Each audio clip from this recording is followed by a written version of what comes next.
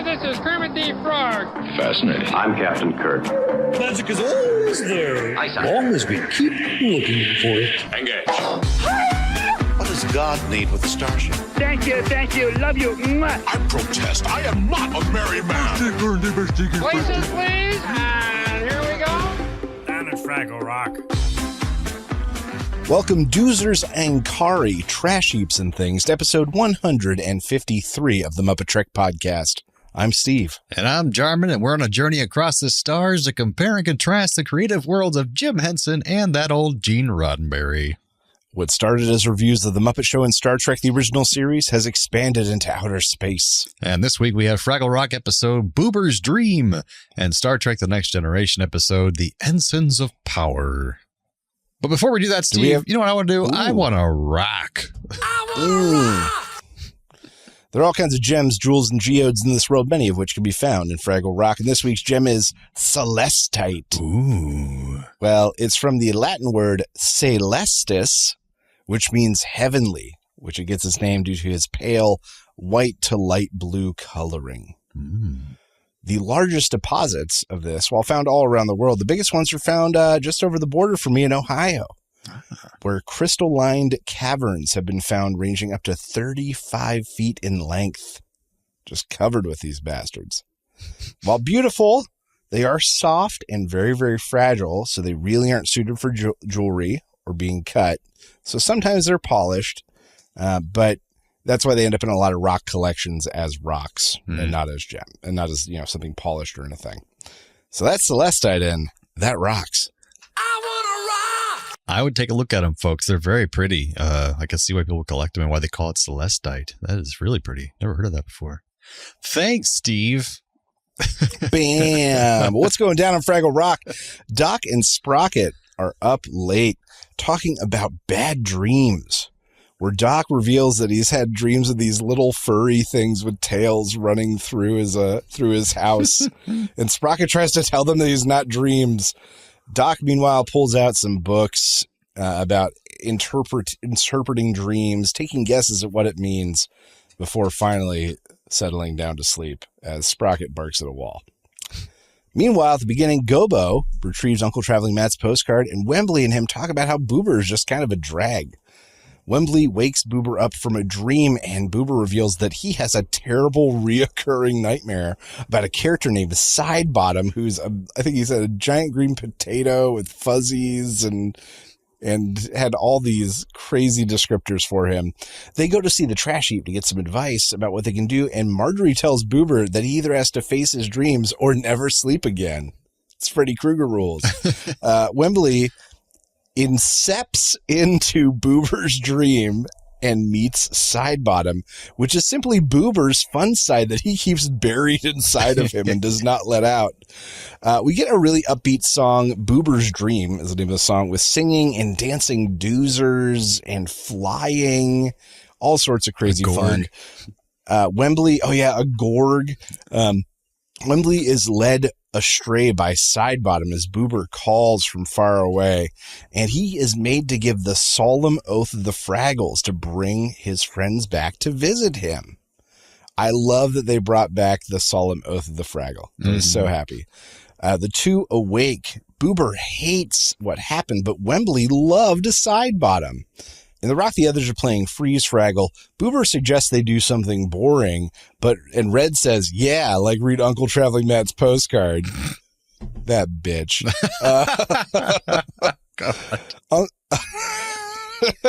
They're just all dicks to each other. That's what I'm realizing. We're learning from this show. They're mean to one another, kind of. And almost always. We get Uncle Traveling Matt's postcard where he sees many large shiny beasts settling down to sleep for the night before finding himself in a strange dream.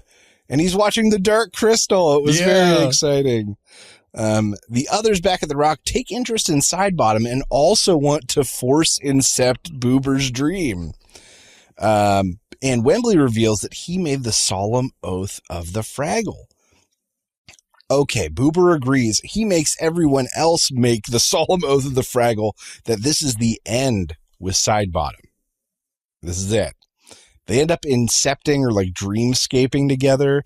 Boober sings them to sleep with a song called Dream a Dream, which is kind of sweet and drifty. And they sing together and drift off, and they join each other in the dream realm. They bounce and float and fly, and Sidebottom shows up. Sidebottom hits on Moki and then flatters all the rest of them too. They play Fraggle Freeze, but in the dream world, this freezes them for real since it's pretend. Sidebottom intends to keep them there. Boober offers himself in his place for his friends, but Sidebottom doesn't accept. That's when Boober just flat out tackles Sidebottom, pinning him to the ground forcefully. He says he'll sit on him forever because it seems like something he would be into. Woo. And Sidebottom agrees to release his friend. Boober wins. They sing a song together, Party Hard, odd song name, and sort of realize that maybe they can coexist. The Fraggles get out of the dream, and Boober confirms that Sidebottom is still in there somewhere. Mm-hmm. So, Jeremy, what did you think of this week's episode of Fraggle Rock? I really like this episode, and I definitely like that whole dreamception thing because I always like the episodes that reveal more of the magic that the Fraggles seem to have. They're not just regular creatures. Yeah, they can do like dream sharing and stuff. Yeah. I mean, it's very hippie, but very, very cool, And it's really strange that we saw Dark Crystal in this, and they remind me a lot of the Gelfling who can do like that dream sharing and mind sharing stuff. Yeah. So in that way, it's extra weird that like they showed Dark Crystal on the I bet it's because like they just finished making it or something. I don't know how long ago it was made, and they're like, ooh, that's on top of mine right now. Let's make some Dreamception Fraggles. Dreamception. I like the Sidebottom was a great character. He reminded me of Q from Star Trek because he loves fun and chaos, and he has all this power, but he's still kind of menacing at the same time. No, I think I'll keep you frozen there, Picard. Yeah, I was watching with my wife, and she's like, shit just got dark. This was a very kind of thematically serious episode. Yeah, and plus, like, I'm going to freeze you here forever in the dream world. Like, whoa, wait a minute. Yeah, this had real friggin' stakes. Yeah, exactly. But like Q, he eventually comes on our side at the end. He helps the heroes either begrudgingly or kind of like, makes an agreement, just because. But he wouldn't have had to. He's like kind of all powerful in that dream realm. Also, I make the joke that there was a girl I had a crush on in high school called Sidebottom. That was her last name. And I was like, oh, I remember that name. It's like, I know exactly who you're talking about. Yeah, I was telling my wife, we looked her up and she's done very well for herself in the world. And I was like, wow, that's a real name, Sidebottom. It's just there's a lot of people with that last name. I enjoy that Boober decides to incorporate Sidebottom into his personality in the end. Like, I thought that was pretty cool. Like, he's like going to grow a little bit as a character. We'll see if that actually shows up later on, that Boober can actually have some fun now, but I doubt it will. One of my favorite lines was Boober says, I pride myself in my ability not to guffaw. I thought that was really cute. I love Uncle Traveling Matt's segment and the fact that we saw Dark Crystal. That was great. And also really kind of mysterious that Doc is having dreams about the Fraggles. Are the Fraggles all in Doc's head? Is this all just his dream? No. Okay. I think we've established enough. Yeah. No, it's just a thing that goes out there now because like he's dreaming of Fraggles and like he knows about their big pool and it's like. And I guess there's some things that would maybe make sense, like everything in Uncle Traveling Matt's postcard is something that Doc would know. Yeah, but maybe it's like him also grappling with dementia, and so he's like forgetting what a drive-in is. Also, I encountered these shiny beasts today. They're so weird. Funny thing, my wife said, because she only watches this occasionally with me, and she's like, wait, does Doc have a house? Why are they eating dinner in his shed? And I'm like, wait, so you're not wrong. But I think in the first episode, he establishes he's like reopening his shed in the backyard, and he's like, it's his workshop. Yeah. He hadn't been in there in a while, and now we've seen him now renovating it. It's just his workshop, but for some reason he's eating dinner in there with an Italian like tablecloth on the table and everything. I mean, I think what's kind of implied is that he always was sort of like an inventor and a tinkerer. Yeah. And he finally retired. Yeah. And now he just has all this time just to be out in his workshop with his dog. And that's why he does all these crazy friggin' inventions. They keep getting rejected by the Tinkerers Association. Because he was a working stiff for like 30 years or 40 working for years. like Lockheed Martin, making missiles. Right. Yeah, that's it. Now he's going to hunt Fraggles. He's making up for all the lives he's cost the world. That's right. So no, I don't think that it's in Doc's because there's things that don't interact with Doc. Like the Gorgs don't have any crossover with Doc. So like, why would that exist? And in theory, we're seeing the dog see these things. So the dog is separate from Doc as well. Unless the dog is also in Doc's mind. Maybe. So it gets darker and darker. He's just in a shed alone. Talking to himself. Mr. Schimmelfinny died years ago. Hand me that red Sprocky. Schimmelfinny, you're a fool. He picks up a phone that's attached to nothing and screams.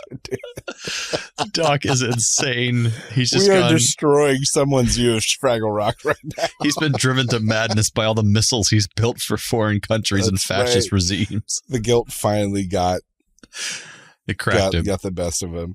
But anyways, besides that. So yeah, probably real. Besides that, I think it was a higher tier episode for me. This one might go on a list or two for me. So we'll see. I agree. This one's pretty darn good, even compared to everything we've seen so far. Yeah. I like that it was able to go a little bit darker and deeper. I like that it had a message that paid off. I like that Boober was actually the hero. Yeah. And like not only the hero of the situation, but like conquered himself. Like all of that was very good and allegorical. We got every group in there, which doesn't happen all the time. We got Doozers dancing. We got the Gorg. We got Trash Heap. We got Fraggles. We got Doc Sprock. Everybody. I mean, what the hell else can you hope for? It's a full episode. Done really well. Dreamscapeception. All the main characters. Yes, it was all included. This episode has it all. God. 2 Boobers. Oh, man. So what were those silly creatures up to, Steve? Oh, man. Silly creatures. What Uncle Traveling Matt was experienced was a drive-through movie theater with the sleeping metal beasts. Well, the first one came out in 1933 in Camden, New Jersey, which at one time was the most industrious city in the U.S. and is now one of the poorest cities in the U.S. Yeah. In the 40s and 50s is when they really hit their heyday. And this came in the sprawl of suburban living coming into popularity, people moving out of the cities, and that meant the rise of car culture, with more and more people having to buy automobiles and needed someplace to take show, and it became this novel thing. That makes sense. In 1958, there were more than 4,000 drive-in movie theaters registered in the U.S. Wow. But nowadays, there's only about 300 that still exist. Damn. Though they did see a second wave of popularity relatively recently in COVID-19. Yeah, I went to 2 drive-in movies during COVID-19. They made impromptu ones with a big screen they put up for the event. We watched Indiana Jones and The Last Crusade, I think it was. On the big nice. Screen. Yeah.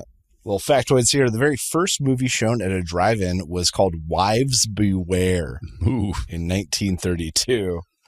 In the 1950s, some of these were designed for families, and they would have playgrounds down under the screen. So adults could watch the movie and still look and check on the kids. That's smart. I like it. Right?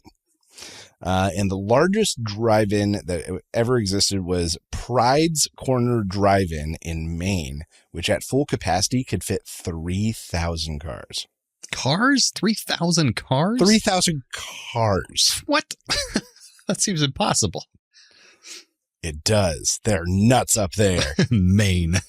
Goddamn Mainites. Is that the word? Mainers? I don't know. Mayonnaise? Mayonnaise. Mayonnaise. That's it. Nailed it. But yeah, that's what those silly creatures were up to this week. Driving movie theater. Jarman, what did you think was the best Muppeteering moment? I think just in general, the whole dream sequences, they had Fraggles flying around on like different visual effect layers than the other Fraggles. So like there were some that were shot in the main shot who weren't see-through, mostly Boober. And then the other Fraggles were like translucent and flying around him. And then they had, the Gorg with like a tinfoil hat he was wearing, and they had him sized down to be like the size of a Fraggle, which is kind of cool to see, like next to the Fraggles. So yeah, that whole thing was just badass, I think. Yeah, admittedly, so mine is that same kind of thing, but admittedly, I was a little bit annoyed at first because I thought, I was like, man, this effect is not going well for them. There were parts where it was like see-through in what's his face's body, specifically Sidebottom's body. Oh, that's true. Had big patches you could see through him and that sort of stuff. But then when everyone else came in and Boober was the only one that wasn't that way, I was like, oh, that was a choice. That was like very purposeful. This was a thing they chose. I might not agree with it, but it wasn't by mistake. The whole idea is that Boober stayed solid the whole time. Right. And that ended up being a great communicative device in the whole like him winning thing. So I also gave it to like that early chroma key effect. It's difficult to do. But admittedly, I was not sold at first. Right. Some of it maybe was the lacking technology, but some of it was purposeful. Yeah. Like somebody made a choice, I think. Right. At least being okay with it. Yeah, just being all right with it. So what happened this week on Star Trek, The Next Generation? Ooh, we have the Ensigns of Command, which we will find out is a terrible name for this episode and doesn't really connect to anything. So the Enterprise learns that an accidental human colony is on a place called Tau Cygna 5, I think it was. And these people are alive despite there being intense radiation on this planet, so they thought no one should be able to live there. And that radiation also makes transporters and most of their modern tech useless. Unfortunately, the planet belongs by a treaty to the Sheliak Corporate, which is this very rules and laws obsessed species who gives Starfleet this hard deadline to remove the colonists before they show up and kill everyone there, because they had this treaty showing that they owned this planet. They could take it whenever they want. And Starfleet didn't mean to send people there, but the ship called the Artemis crashed there a long time ago. And they weren't aware of that. Now this huge thriving colony is there of people who learned how to survive in this radioactive climate. And now Sheliak's like, oh, we suddenly want this planet. They need to be out of there according to our treaty. It's very strict in the guidelines. So because the radiation won't affect him, Data is sent alone to persuade these thousands of settlers to evacuate their homeworld. And really, there's like 24, though. That we see, yes. Really, there's 24 settlers. According to them, it's 15,000, but yeah, we only see about a dozen or so settlers. He meets their leader, this guy called Goshevin, who refuses to abandon the community, and he also convinces a bunch of the others to stay as well. So Data's frustrated. He calls Riker on the horn and he says, what do I do? And Riker's like, hey, it's up to you. You're going to save 15,000 lives or we're fucked. So it's all on your shoulders. Gives him no wiggle room whatsoever. So Data befriends one of the local colonists named Adrienne Mackenzie, I think. But she actually listens to Adrienne or some slight variation. Yeah, Adrienne. But she's really into robots and technology, and she immediately takes to Data, and she tries to help him convince the other people. Meanwhile, Picard and Troy, they're combing through this super long treaty looking for loopholes because the Sheliak are really into the exact legal language. And the Sheliak are not budging on the deadline with just Picard trying to ask them to, and they only have like 4 days till they get there to eliminate all the colonists. But Picard finds something in the fine print. He can make them wait for a third party to arbitrate their dispute, and he gets to choose the race that will be that third party. So he chooses this one random race that's going to be in hibernation for the next 6 months. So they have to follow those rules. So now the Sheliak can either give Starfleet the 3 weeks they're asking for to get the colonists out of there safely, or the Sheliak have to wait 6 months for this third party to arbitrate. So they end up choosing the 3 weeks, according to their own treaty language. Back on the surface, time's running out to convince these colonists to leave. They all want to stay and fight to survive. And Data keeps telling them, you're not going to make it. You're all going to die. So Data switches tactics from the urging of Riker.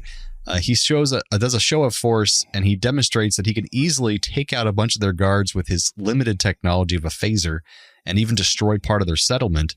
And he's like, if I can do this as one little android, the Sheliak can erase your entire colony without breaking a sweat from outer space, and you have no hope of surviving.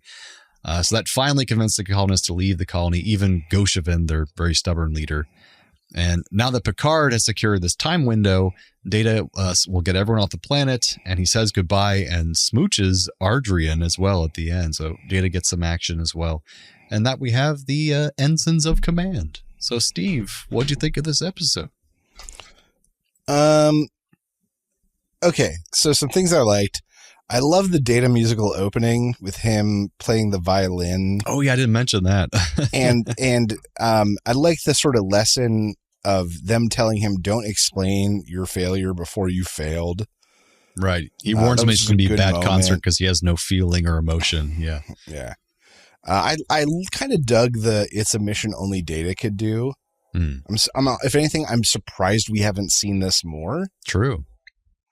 I wrote, is this a Data romance episode? I wish it was more of a Data romance episode. It kind of was. A little bit. There was at one point where after he went unconscious or like whatever, blacked out or whatever, where he woke up and they were like in her home. He was on the ground on a carpet with her in front of a fireplace. I was like, oh my God, what is about to happen here? He's going to get some strokes. Stroke of that ego. Inside joke from before the podcast.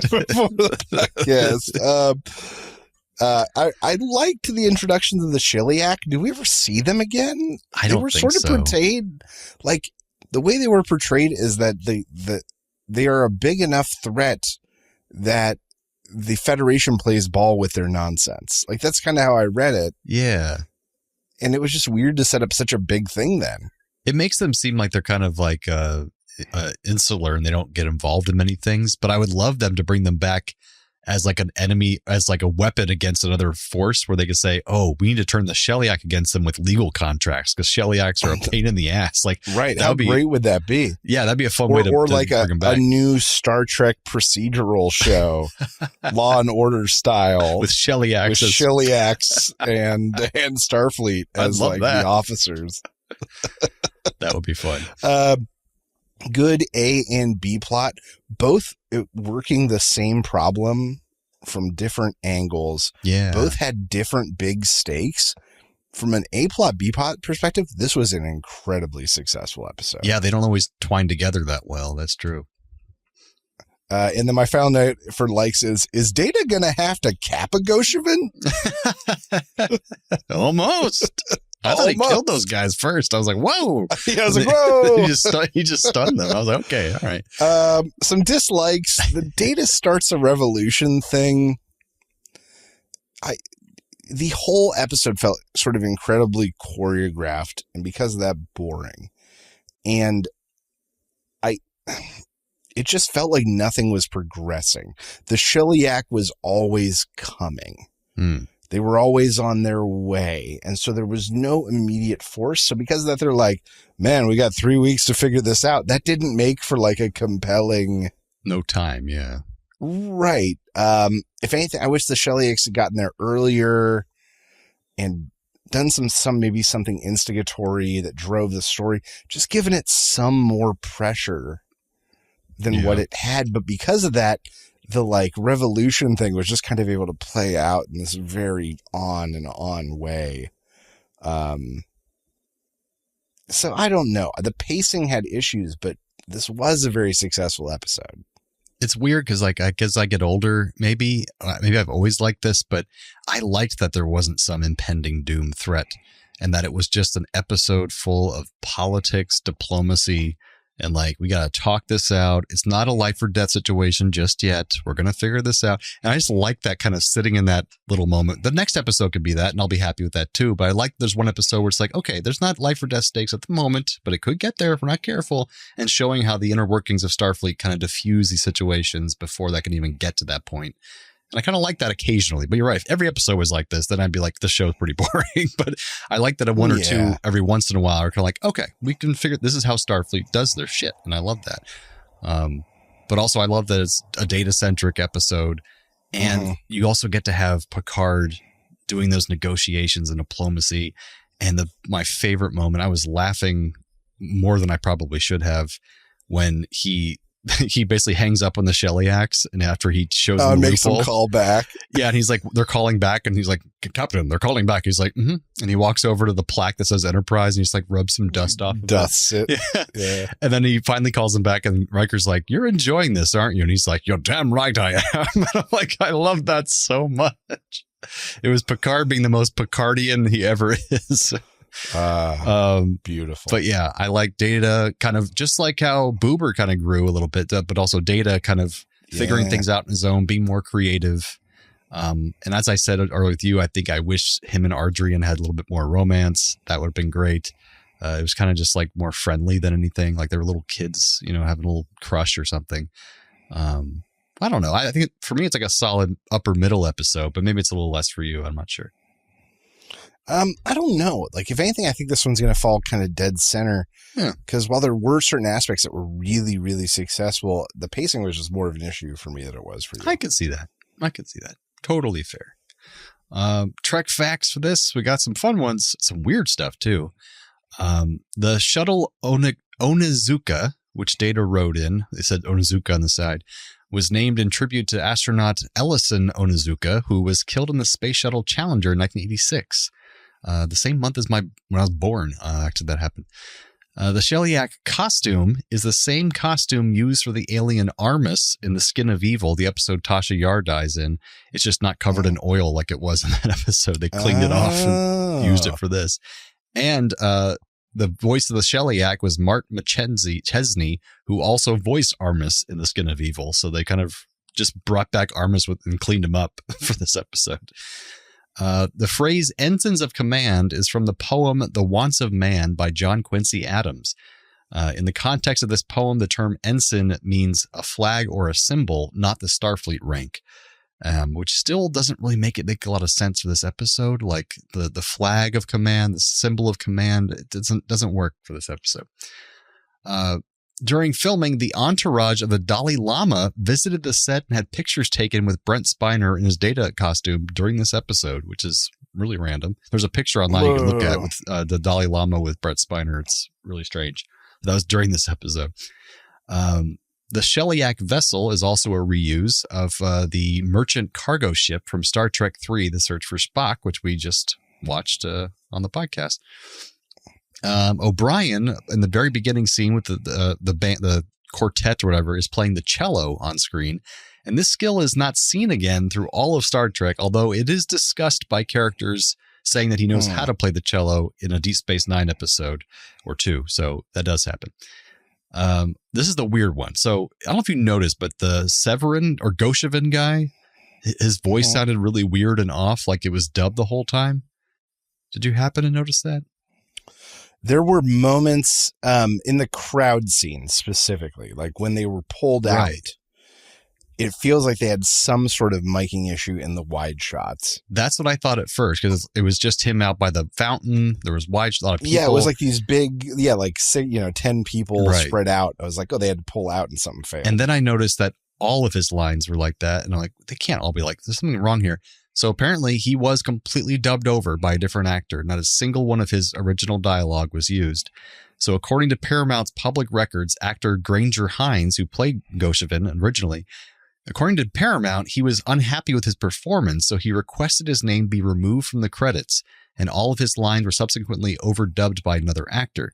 And they say, in the original trivia says, conspiracy theorists, however, find several holes in this idea, and many fans believe it to be a cover story for a secret incident which Paramount did not want publicized. So when I go to Memory Alpha to look at this, it says Granger Hines' dialogue as Goshevin was dubbed by another actor. At his request, Hines' credit was removed from the final episode. So they dubbed him over, and he's like, well, if you're dubbing me over, I want to remove my credit because it's not me acting anymore. It's someone else's voice. So after filming was completed, it was decided that Hines' voice didn't have the presence the producers wanted in the episode. They thought it sounded too much like John Wayne, apparently. So they redubbed him, and then he's like, well, I don't want my credit on there anymore. And then their official story was different, that he didn't like his performance, and so he wanted to remove his name from the credits and his voice, but that's not really what happened. So there's some drama behind the scenes here. Just saying. Whoa, that's so strange. It is very strange. But if you watch back I looked now, at Granger, he has like a good amount of acting credits. He looked vaguely familiar. I didn't totally recognize him, but as an he's older one of those man. 1-2 episode arcs On everything. 1-2 episodes sort of on everything. Yeah. One of those. He's got a good face. But last not a trivia, good voice, apparently. Apparently not. Sounds like John Wayne. According to director Cliff Bowl, $200,000 was cut from the episode at the last minute from the budget. The most prominent result of this was that more romantic overtones between Data and Adrian were removed because certain scenes they just couldn't do, and I guess, but they had to recut the episode because $200,000 was cut. I mean, that's why there's only 12 colonists at the end. Yeah. That was my other issue with this episode. It was hard to believe. It was like, they're like, we're a thriving 15,000 people. And I was like, how is he going to start a 15,000 person revolution right now? How is this even going to possibly happen? He won't. It's just 12 people. But they didn't even try to MacGuffin it. But what are our Trek connections this time, Steve? Lazy bitches. Trek connections. Adrian Mackenzie. I love that her last name was Mackenzie. For some reason. Was played by actress Eileen Seeley, who played Martha Wayne in Batman Forever. Oh. Featuring, of course, Jim Carrey as the Riddler. As we all know, Jim Carrey appeared on Sesame Street and did a sketch with Elmo and Telemonster demonstrating the emotions of happy and sad using only his feet. Ah, nice. Yeah. Haratath, who was the like young guy that Data first meets. Oh, yeah. Yeah, the local informer, I think Data referred to him as once. Was played by actor Mark L. Taylor, who's been a character actor. I know him most for being the photographer and first to die Jerry Manley in Arachnophobia. Arachnophobia, of course, also features Stuart Pankin, who goes on to play Earl Sinclair in Jim Henson's Dinosaurs that we're going to watch someday. I see. Also, we happen to notice that actor Mark L. Taylor. Jolie was like, where do I know him from? And he's in the episode of Seinfeld, the Shrinkage episode, where George Costanza's the Shrinkage. It's at the Hamptons or whatever. He's like the husband of the ugly baby that he has. So yeah, he's in a pretty famous episode of Seinfeld. Yeah, he's been a character actor. He's been in a ton of stuff. Oh yeah. But it makes sense to the same episode. All these different things happening. Same. Both feature a stranger visiting a dangerous land. Wembley visiting Boober's dreams in the encounter with Sidebottom, and Data going down to the planet alone because of the radiation. Oh, that's true. Both feature main characters embracing their more creative and spontaneous sides. Boober and Sidebottom merging together, and Data thinking outside the box and experimenting with emotions. I like that. Mm-hmm. Both features characters abiding by binding agreements. Oh, yeah. Starfleet and the Enterprise with the Shiliak and the treaty that was signed, and Boober/Sidebottom swearing to everyone, making everyone swear the solemn oath of the Fraggle. That was literally one of my similarities as well. Binding agreements. So that was my second one. So you can go for your next one. Well, that's okay. My third one was both two people embracing two different sides of themselves. Oh, there you go. So you nailed it. So and then the last one then would be both feature characters stuck in their ways, a little bit different. Boober staying his old, same, boring, safe self, and then the colonists not wanting to change or leave their safe colony and leave it behind. So it's kind of similar. I can see that. Oh, yeah. I gotta give it that speech that Brent Spiner did, where he was like trying to enforce to them that they were going to just all die. The reverse psychology was speech. So good. Your children will know they died for a good cause. I love that. For land and honor. But who will remember them? That's a good question. Probably nobody, but hey, you want to stay here. That's totally your choice. I loved it. That was great. So I thought that was real good. That was really good. I'm glad you mentioned that. Oh, God. What's that noise? Transporter malfunction. It's a transporter malfunctioning. Ah! So now the time in our episode, we take a character from one episode and switch them over to the other one and vice versa. So what you got for us, Steve? Rock to Trek this week. I'm going to bring over Sidebottom to replace Goshevin. trapping the other colonists under his dream will and driving Data to desperation. I like it because I'm also going to bring Sidebottom over to replace Data. Because when he's sent to the planet, instead of convincing the colonists to leave, he just throws them one last party before they all die. Come dreamscape with me while we die. Fall asleep. You'll be okay. Trek to Rock, I'm going to bring over Data to replace Boober. It would be great to watch him like latch everyone into his brain with positronic techno crap. And then Sidebottom inside is sort of like lore in there. Yeah. Like he's got that other side of himself in there. That's like his opposite. Interesting. That's perfect. Yeah, lore, man. Trek to Rock, I'm going to bring over Picard to replace Wembley, because when Picard first enters Boober's dream world, he would negotiate a deal with Sidebottom that would prevent the situation from going any further, because I have faith in Picard. It'd be fun. That's fair. Oh, but that brings us to the end of episode 153 of the MuppeTrek Podcast. Join us next time for Fraggle Rock episode Moki and the Minstrels. And Star Trek The Next Generation episode The Survivors. So from the lovers, the dreamers, and us. Live long and prosper, everyone. Thanks for listening to the MuppeTrek Podcast. Be sure to follow us on social media on Facebook and Twitter. Subscribe to us on Apple Podcasts, YouTube, Spotify, or your favorite podcast platform. This podcast has been brought to you by A Play on Nerds.